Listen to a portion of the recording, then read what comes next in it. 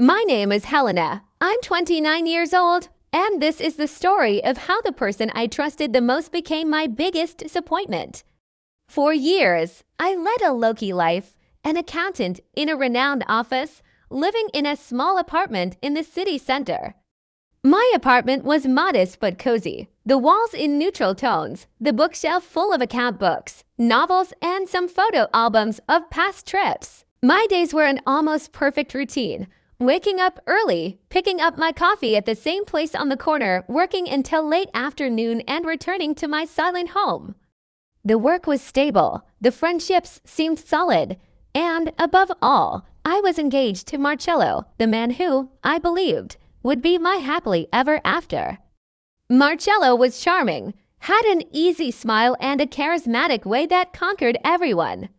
We met at a finance seminar 3 years ago, and since then, we've become inseparable. He said everything right, that he loved me, that he wanted to build a future with me, that he dreamed of a house with white doors and a garden full of daisies, because they were my favorite flowers. Our photos together were plastered on social networks, romantic trips, elaborate dinners, lazy Sundays in the park. But like every story that seems perfect, mine also hid cracks, little things I'd rather ignore. The small absences that he justified with last-minute meetings, the messages he hid or deleted quickly, the weekends when, suddenly, trips appeared that could not be postponed. Habits have changed subtly. He started to take his cell phone even to the bathroom.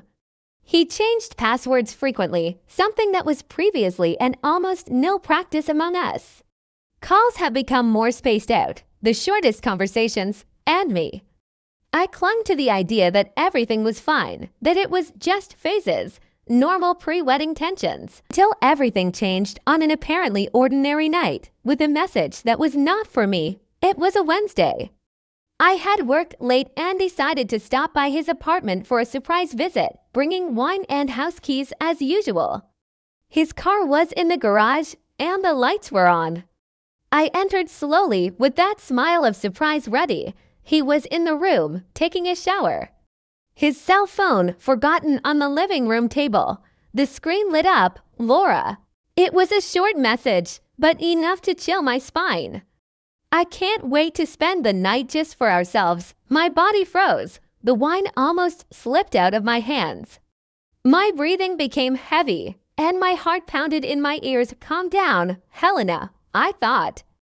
Don't jump to conclusions, but something inside me knew that this was the beginning of a pain that I wasn't ready to face. I sat on the couch with the bottle intact next to me. I looked at the locked screen of his cell phone and then at the bathroom door where the sounds of the shower were coming from. I could get up and leave. I could pretend I didn't see it. I could wait for him to come back and act as if nothing had happened. But for the first time in years, I decided not to ignore it.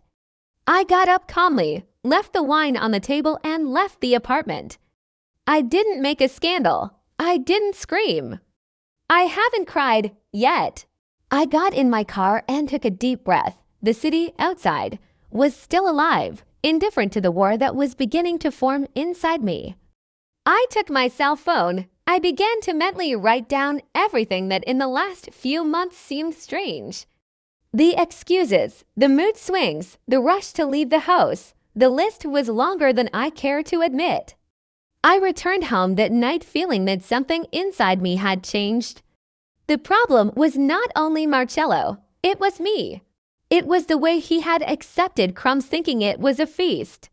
That night, lying in bed, eyes fixed on the dark ceiling, I made a silent decision. I was going to find out the whole truth.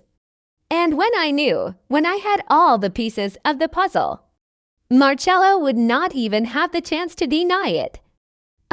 Part 2. The first suspicion preparations for the wedding were in full swing. Marcello and I spent the evenings discussing details ranging from the reception menu to the color of the flowers at the ceremony.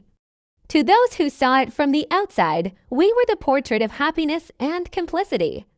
But what few knew is that inside, I was waging a silent war. It was during one of those nights, sitting at the kitchen table with samples of invitations scattered around, that I saw the notification appear. His cell phone vibrated, and the name Laura flashed on the screen. Without thinking, without asking permission, I took the device. The message was simple, but loaded with intentions. I can't wait to spend the night just for ourselves. I felt the world spin for a second. I looked at Marcello, who was still focused on comparing the sources of the invitations, oblivious to the hurricane that was forming inside me. He said nothing. I just put my phone back on the table, took a deep breath, and smiled. A smile I didn't recognize myself. "Who is Laura?" I asked, trying to sound casual. Marcello didn't even look up. "Oh, it's a coworker." "We are organizing an event." Lie. I knew it was a lie. But at that moment, I preferred to archive the information. He needed more than a message to confront him. He needed proof. I decided that I was going to watch him. I would become a shadow, silent and attentive. The next few weeks were a study in patience and dissimulation. Marcello left work later, made up meetings with friends I never saw, changed his mood for no apparent reason. I installed a tracking app on his car. I'm not proud of it, but the search for truth sometimes requires desperate action. I started to write down the routines, departures, excuses, destinations, and that's how I found out that, on any given Tuesday, he had spent 3 hours parked in front of a residential building in a distant neighborhood, Laura's building. My hand trembled as I wrote down the license plate, the time, everything. The pain was almost physical, but the determination was greater. That was no coincidence, it was treason, and I was just starting to put the pieces of the puzzle together. From that day on, Marcello's every smile seemed forced. Every word of affection, a poorly made copy of what was once genuine, I began to observe with different eyes. The small gestures that had previously gone unnoticed now seemed glaring. He started sleeping with his cell phone under his pillow. It smelled like perfumes that weren't mine. Messages scrawled on napkins appeared in his car notes he hurriedly discarded when he noticed my gaze. What hurt me most was not the fear of betrayal itself, but the possibility that all the love I believed I had was nothing more than an illusion. Questions arose in my mind incessantly. What if I'm wrong? What if everything is just my insecurity? What if he really loves me and I destroy everything out of distrust? It was a tug-of-war between reason and hope. I decided to talk to my best friend, Carla, one of the few people who knew about my fears. Sitting in a discreet coffee shop, I told them everything, from the message to the tracking app. She listened in silence, drinking her coffee, only waving from time to time. When I finished, Carla held my hand on the table and said, "Helena, you deserve the truth, even if it hurts." And it was this push that I needed. That night, sitting on the bed next to Marcello, who was watching a random game on TV, I took courage. "Marcello, we need to talk." He turned around, surprised. "Of course, love. About what?" I took a deep breath, seeking courage. "Are you cheating on me?" The silence that followed was deafening. Marcello widened his eyes, let out a nervous laugh, and replied, "Helena, where did you get that from?" I stared at him, trying to decipher whether that expression was one of genuine surprise or of an experienced actor. "I've been feeling some strange things." He sighed, took my hand. "Honey, you must be stressed about marriage. I love you. Please don't let paranoia ruin what we have." I wanted to believe. I wanted a lot, but inside me, something said that the story did not end there. And I was willing to go all the way, determined to put an end to any doubt. I knew I needed to go beyond messages, beyond tracking. He needed something incontrovertible, something that even he could not deny or distort. It was then that I had an idea. That Friday afternoon, while he claimed to be in an emergency meeting, I stopped by the electronics store and bought a micro camera. Small, discreet, easy to hide. I could no longer trust my intuition. I needed facts. At night, when Marcello went to take a shower, I took advantage of the sound of the water to act. I installed the camera in one of the corners of the room, well positioned to catch all the movement of the door and the common area. The justification I came up with for myself was simple: security. I barely slept that night. The heart pounded at my temples, anxiety eating away at my stomach. What if he didn't bring anyone? What if I was wrong? But deep down, I knew I wasn't. The next day, Marcello said he needed to leave early, meeting with suppliers. I gave him a kiss on the cheek and wished him well, smiling as if I believed every word. As soon as he left, I ran to the camera and extracted the memory card. My fingers were shaking as I connected to the laptop. Heavy files, hours of recording. I sped up the video. Marcello tidying things up. Marcello changing clothes. Marcello taking the keys. Output, nothing unusual. Till 3 hours later, the door opened again. And it wasn't Marcello. It was Laura. She entered as if she already knew the way. She took off her shoes, walked barefoot to the sofa, threw her bag carelessly, and, minutes later, Marcello appeared. What happened next left no doubt: kisses, caresses, intimacies that hurt me like stabs, even through the cold computer screen. I turned off the notebook with a dry click. The tears threatened to fall, but I held them back. Not now. I had proof, and now I had a plan. The betrayal was confirmed, and with it came a clarity that I did not expect. Cries, lamentations. No, not this time. This time, I planned something equal to the humiliation I suffered. I spent the night awake, working out every detail. Nothing could go wrong. Nothing could be impulsive. First, he needed to gather all the evidence. I downloaded the recordings on multiple devices. I printed screenshots, organized everything into folders. I documented messages, audios, location records. He wanted to make sure that when the time came, Marcello would have nowhere to run. Then came the second stage, the public. I knew he cared about appearances. Marcello lived to be admired, to be the center of attention. Nothing would strike him more than to expose him. I decided to organize a special dinner, something he would believe to be a celebration of our engagement. I sent formal invitations to our friends, his family, and his co-workers. I rented a sophisticated lounge of a restaurant where we used to celebrate important dates. Everything needed to look perfect, as he always liked it. In the invitation, a promise, a night to celebrate love, trust, and complicity. Irony. Perhaps, but no one would forget that night. While arranging the details, I kept the facade. Smiles, kisses, promises of the future. Marcello didn't suspect anything, and I, for the first time in a long time, felt like I had control. As the date approached, I realized that I needed allies. It was too risky to do everything alone. And that's when I thought of Laura. Despite all the anger and betrayal, something told me that she, like me, was also a victim of Marcello's lies. With my heart racing, I sent her a message. Hi, Laura, we need to talk. And it's not about him. It took a few minutes, but the answer came.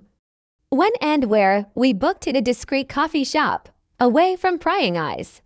When we met, Laura looked nervous. He crossed and uncrossed his legs, moved his hair every 5 seconds. I was direct. Marcello is engaged, right? She widened her eyes, genuine surprise. Engaged? No, he said he was single. I showed the evidence, photos, videos, messages. Laura put her hand to her mouth, shocked. My God. I had no idea. She was silent for a few moments, digesting everything. What do you want from me? Smile. Your help. I explained the plan. Dinner. The exhibition. Laura heard everything until the end. When I finished, she took a deep breath and said, I'm in. There, we sealed an unlikely alliance. Two deceived women, united by the will to do justice. Over the next few days, Laura and I worked together. We exchanged coded messages, quick meetings in places with little movement.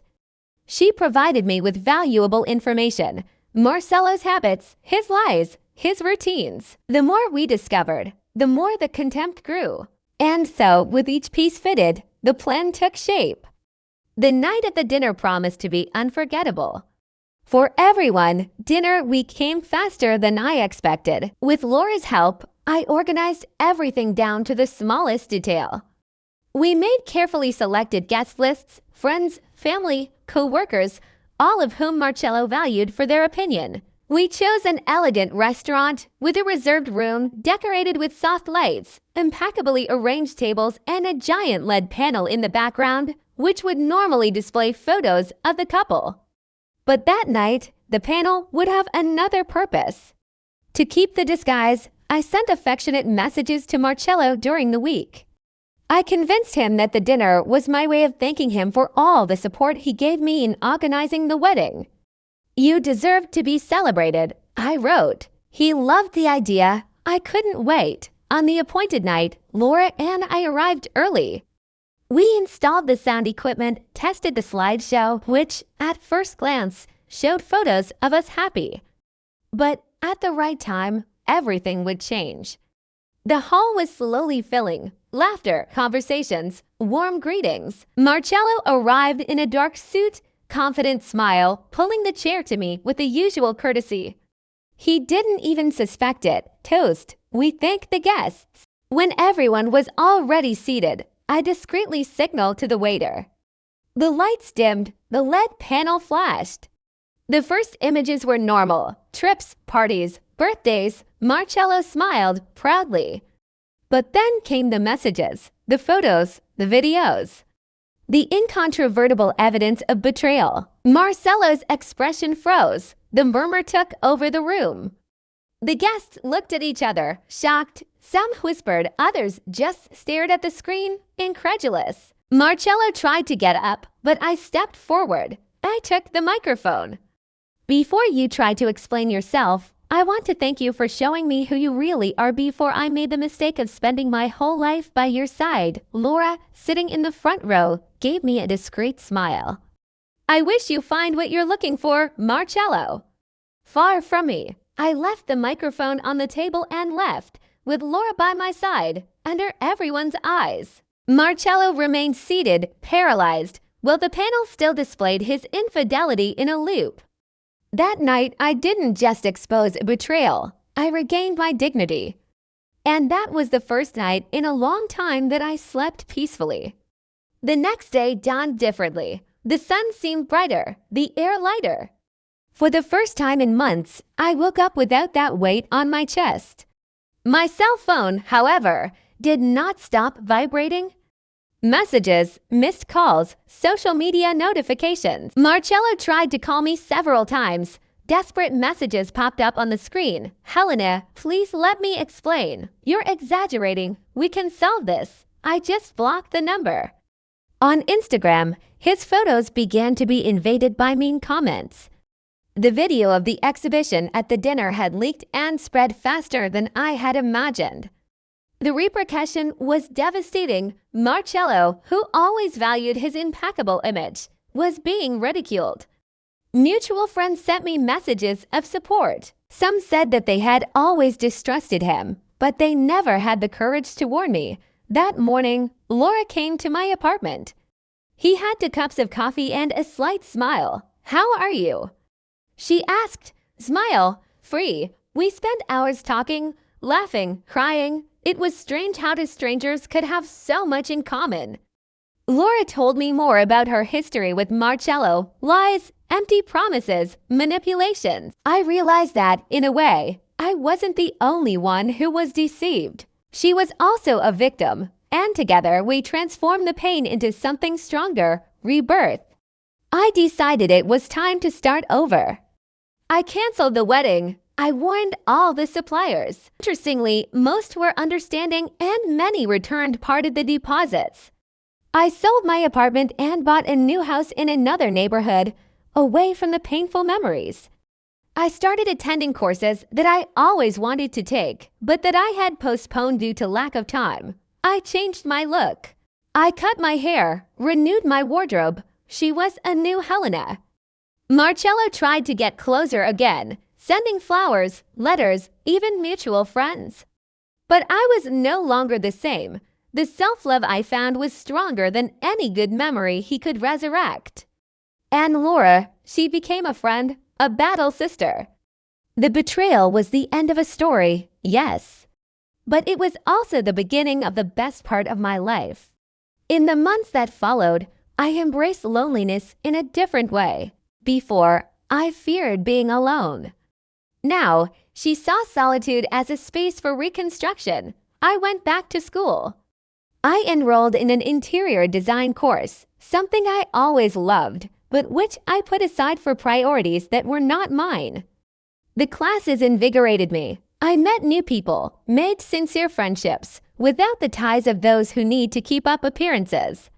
With Laura, our friendship flourished. She also rediscovered herself, studying psychology, determined to help women who went through situations like ours. I began to document my story. First in diaries, then in blog articles. One of them went viral. I received messages from women all over the country, telling their own stories of betrayal and rebirth. I realized it wasn't just about me. It was about giving voice to those who often suffer in silence. I was invited to speak at an event on female empowerment. I went on stage with sweaty hands, but a firm heart. I shared my journey, from blind love to conscious freedom. I looked at the audience and saw eyes shining, heads waving, hands intertwining. It was more than a story. It was a reminder. Betrayal does not define who we are. What we do with pain is what really matters. After the lecture, a publisher came to me. They wanted to turn my story into a book. Accepted, not out of revenge, not out of anger, but because I knew that other women needed to read that. And so, between words and reconstructions, I rewrote my own history. Months later, the book was released. Between Crumbs and Banquets, that was the title I chose. The launch was modest in a small local bookstore, but the hall was packed. Women, men, young and old, people of all ages and backgrounds. During the autograph session, I heard emotional reports. Each hug, each thanks, reinforced the certainty that all this suffering had found a purpose. While signing a book, my eyes crossed with an unknown face. He smiled a discreet but sincere smile. His name was Gabriel. He was a journalist and was covering the launch for a local magazine. We talked briefly, but something in the lightness of his gaze stayed with me. Days later, he got in touch. I wanted to do a deeper interview, focused not on betrayal, but on reconstruction. Accepted. During the interview, the conversation flowed like a serene river. We talk about pain, but also about hopes. The interview turned into friendship. Friendship, complicity, no rush, no expectations. Gabriel didn't try to mend my wounds. He just walked beside me while I healed them. It wasn't a fairy tale, it was real. He was mature. For the first time, I understood what it was to love without annulling myself. My past has not disappeared. But it is no longer a prison. It became a foundation, and I, finally, could build something new. The success of the book opened doors that I never imagined crossing. I was invited to lectures, literary fairs, interviews on television programs. What started as a personal outburst became a movement. The movement between Crumbs and Banquets gained strength. Support groups spontaneously emerged in several cities, connecting women who recognized themselves in my story. At an event in São Paulo, I was approached by a representative of an NGO focused on helping victims of abusive relationships. They wanted me to be an ambassador for the cause. I accepted without hesitation. I started to divide my time between working with the NGO and writing. There, I found a greater meaning for my pain. It was not only mine. It belonged to many. Gabriel was still by my side. He was not a constant presence only out of affection, but out of respect. He didn't charge, he didn't demand. We grow together, like two trees side by side, each with its roots, but intertwined. I decided that before I could take any new romantic steps, I needed to completely reconnect with myself, and that's exactly what I did. I started traveling, something I always postponed. I got to know places, cultures, people. Each trip was a rediscovery. I realized that the world was much bigger than the universe I had limited to a relationship. Every new landscape, every unexpected conversation was a new coat of paint on who I was becoming. The betrayal that once destroyed me has become just a page turned.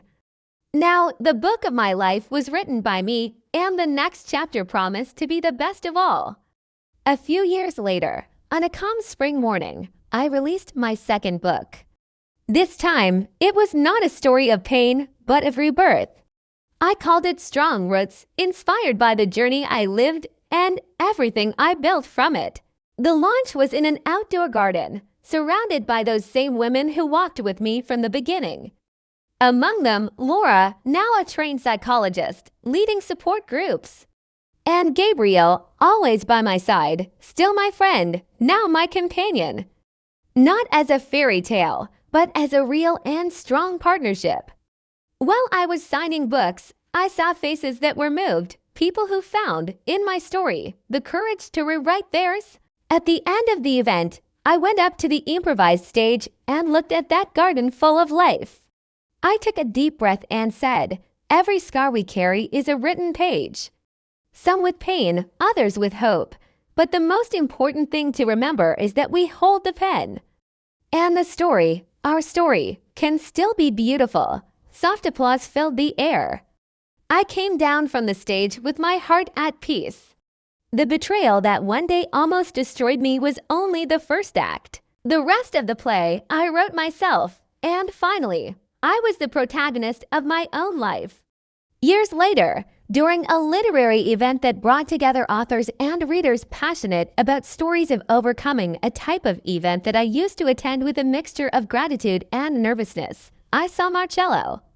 The event took place at a large book fair with tents set up under a vast blue sky, authors' desks displaying bright covers, a line of readers for autographs, the aroma of coffee and new paper filling the air. It was an enlightened Saturday, almost poetic, if it weren't for the ghost of the past materialized there. He looked different, older, haggard, with his shoulders arched and his eyes losing the brightness I once knew. He wore wrinkled clothes, and his presence no longer commanded respect, only a certain silent discomfort. For a second, I considered ignoring him, moving forward, as if he were invisible. But something inside me, maybe a spark of all that I had become, said no. It was time to close that chapter definitively. I approached with firm but serene steps, smile, not the smile of someone who wants to provoke, but that of someone who is at peace with herself. Hello, Marcello. My voice sounded calm. He widened his eyes, clearly surprised. Helena, double quotes he muttered, as if the name still gave him some weight. No, Helena is in the past, I corrected softly. I said my new name, the one I had chosen with such care and meaning. It was not just a bureaucratic change, but a rebirth. He stammered something unintelligible, as if the words were eluding him, but I raised my hand in a gesture so that he would not continue. I'm not here to fight, nor to listen to excuses. I just wanted you to see I survived, I flourished. What about you? Marcello lowered his eyes, unable to hold his gaze. He was no longer the confident and vain man who had once betrayed me. For a moment, I thought about everything I could say, about the tears, the sleepless nights, the pain of betrayal, the fear of starting over. I thought about how he tore my trust and how, deep down, he was the fuse of the woman who was reborn. But he didn't say anything like that. I wished him good luck.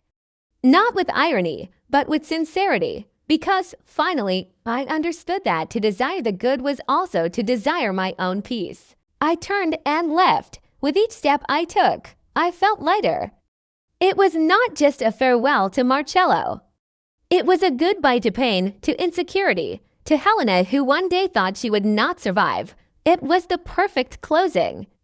My story was no longer about betrayal. It was about rebirth. With Gabriel, I learned a new concept of love. One that doesn't suffocate, that doesn't require you to slow down to fit. At first, there was fear. Afraid to give myself up, afraid that all the history I lived before would repeat itself again. Gabriel could see it in my eyes and, instead of pressing, he waited. There was patience in his gestures, as if he understood that true love respects the other's time. Our conversations extended into the early hours. We talked about dreams, fears, small joys of the day. He never ran away from the ugly parts of my story. On the contrary, I listened with an attention that seemed to sew my loose pieces together. It was on an ordinary afternoon with cloudy skies and the smell of wet earth that I realized I loved Gabriel. We were sitting in the backyard of the house we were starting to build together, our hands dirty with dirt, laughing at the mess we made trying to plant daisies, my favorite flowers. "Do you think these flowers will catch on?" I asked. "I think so," he replied, wiping his sweaty forehead with his shirt sleeve, just like us. "It takes time, but it flourishes." It was there, in the midst of simplicity, that I understood. Love was not about grandiose promises or extravagant gestures. It was about planting, caring for, and waiting for the right time to bloom.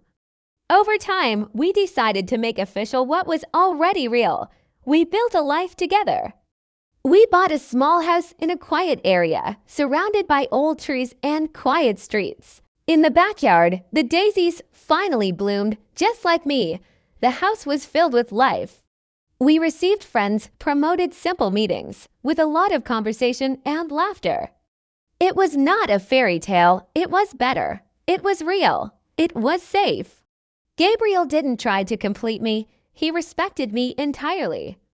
And I, finally, learned that I didn't have to be half of me to be loved. The woman who was once betrayed, humiliated, and discredited now danced barefoot in the backyard between daisies and sunset with a light smile, free of old weights. It was love in its purest form, free, light, and true. The 5-year anniversary of the NGO Rises Forts was more than a celebration. It was a symbol of everything that had been reborn.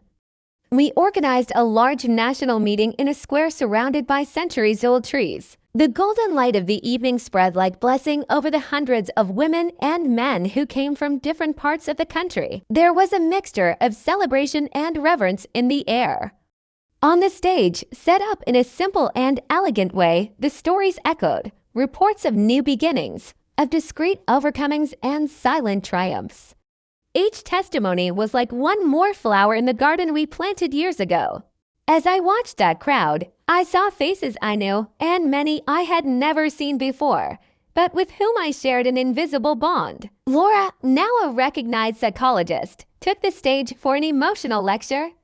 She spoke about resilience and how pain, when handled with care and patience, becomes the seed of strength.